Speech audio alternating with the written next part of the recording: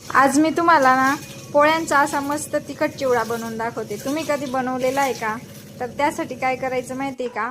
आपल्या ज्या शिळा पोळ्या उरलेल्या असतात ना त्या घ्यायच्या आणि त्या काय करायच्या मस्त अशा हाताने बारीक करून घ्यायच्या।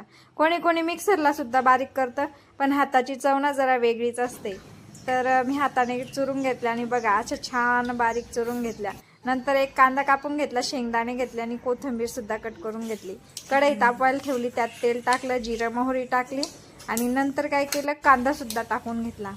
तर कांदा जास्त असं लालसर नाही होऊ द्यायचा आहे, थोडा कमीच व्हायचा आहे। लगेच त्याच्यामध्ये टाकायची हळद आणि लाल तिखट टाकून घ्यायचे।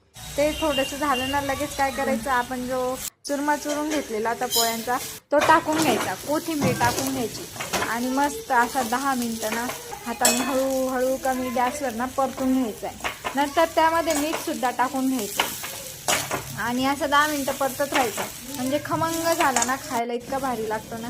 तर बघा असा तयार झालेला आहे। तर तुम्ही कधी असं बनवून बघितलेलं आहे का? नसेल तर ट्राय करून बघा आणि कमेंट करून मला नक्की कळवा कसा वाटला आजचा व्हिडिओ। तर मस्त खा, स्वस्त राहा आणि चॅनलला मात्र नक्की सबस्क्राईब करा। तोपर्यंत चला भेटूया पुढच्या व्हिडिओमध्ये। बाय।